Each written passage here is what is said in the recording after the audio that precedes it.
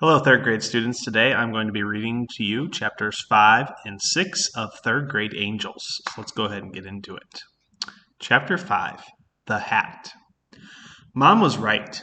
Judy Billings didn't spit at me or say hello or look at me or anything in school today. In other words, she ignored me like every other day. Even when she dropped her pencil on the floor during silent reading and I picked it up and handed it to her, she didn't say thank you. And my mother was right about the angel stuff, too.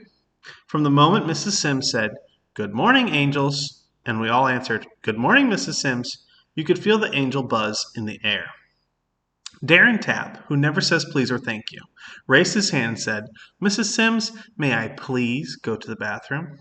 And when Darren came back, Miss Haverbeck, who is the shyest person in class, whispered to him as he went past her desk, "Your fly is open."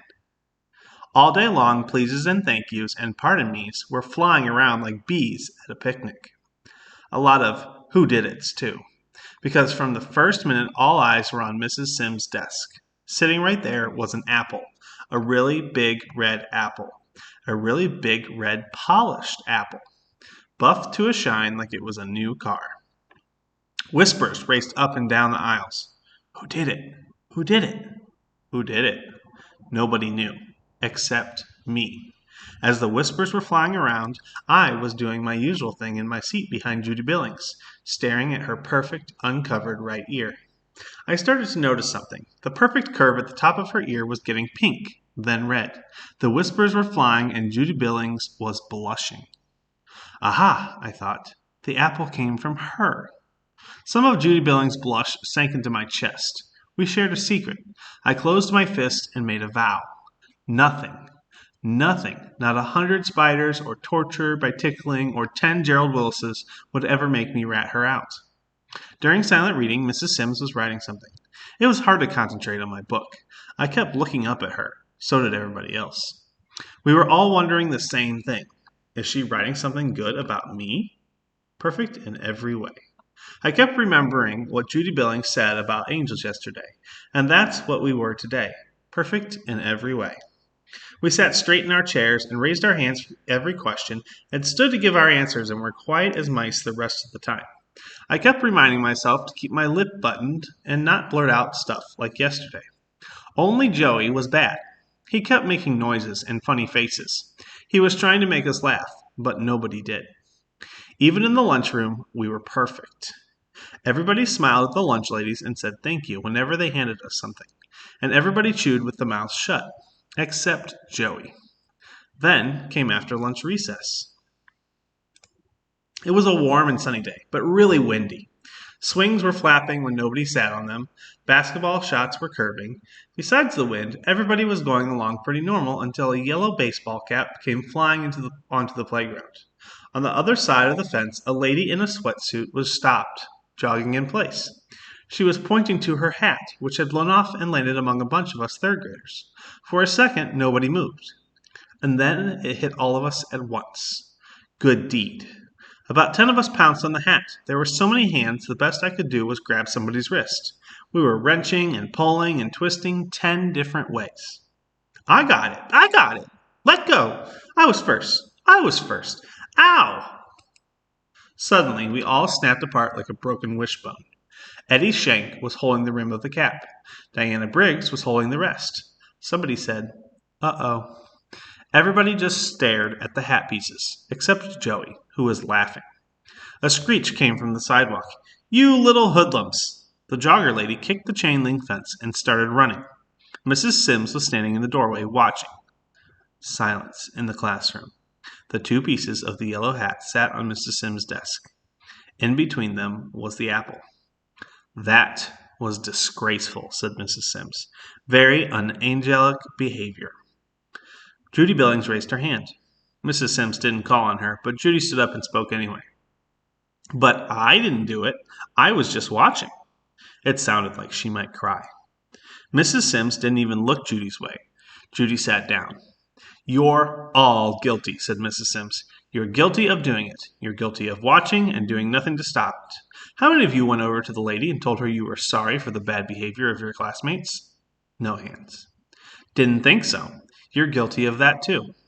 She looked at us like we were burnt toast. Angels? Ha! This might be the first class where nobody gets a halo. Angels? You are no better than a pack of sharks after a piece of meat. Joey burst out laughing. Button it, Peterson, said Mrs. Sims. Joey buttoned it. The rest of us stopped breathing. I guess it was all just words, huh? Said Mrs. Sims. Angel talk, no angel do, this. She held up half a hat in each hand.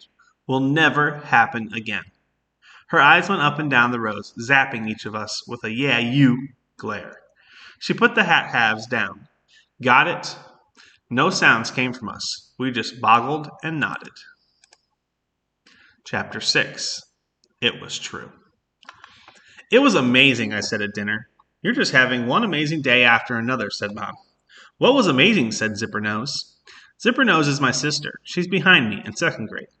Other people call her Amy. She sneaked a pickle chip into my peanut butter and jelly sandwich on Saturday, so I'm not talking to her this week. Okay, said my dad. I'll ask. What was so amazing? Lots of stuff, I said. A lady's hat blew onto the playground, and we went after it like sharks after a piece of meat. You're a piece of meat, said Zipper Nose.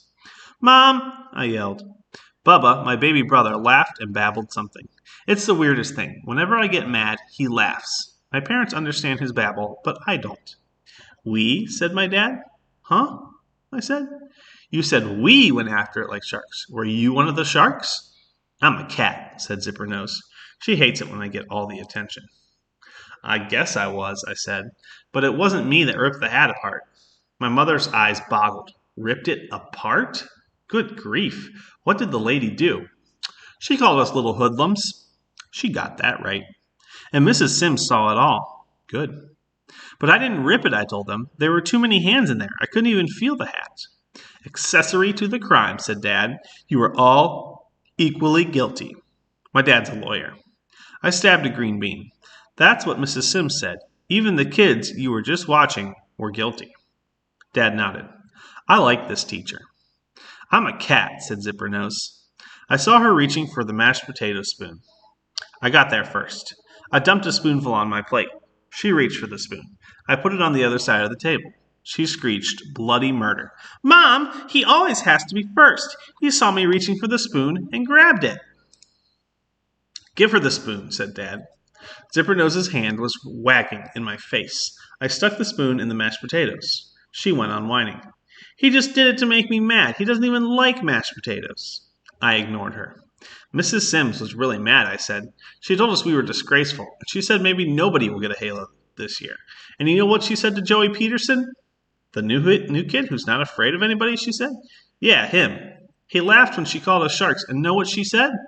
What? Said Zipper Nose. I didn't answer. What? Said Dad. She said, button it, Peterson. Dad grinned. I like this teacher. As I said before, I do a lot of talking in the tub to my mom. As for thinking, I do that in bed.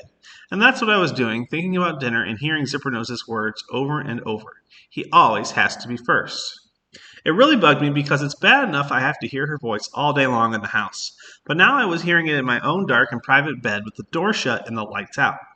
It was like she shrunk herself and crawled into my ear, and now she was holding a megaphone and shouting across my brain. He always has to be first. He always has to be first. There was another reason why it bugged me. She was right. I could never say it to anybody. I couldn't even say it to my mother from under the suds in the tub. In fact, until this night, I didn't even think I had ever said it to myself. But as soon as she said it at the dinner table, I knew it was true. And it was about everything, not just mashed potato spoons. When us kids have races, I almost always win. If I don't, I feel bad. I mean really bad. When we do art or writing in school, I'm always the neatest. The other kids come to my desk to see my stuff. My lines are straight, my letters are perfect. Even in first grade, I never colored outside the lines. Last year, my teacher said, George, you may be the neatest student I've ever had. I almost never spell a word wrong. If I do, it bugs me for days. If I'm in the hallway heading for the bathroom and I see Zipper Nose coming from the other direction, I run to get there first. I can't help it. It's like everything is a race that I have to win. And now that's how I feel about getting a halo. I want to be first. I have to be first. And that is the end of chapter 5 and 6. Join me next time for chapter 7 and 8.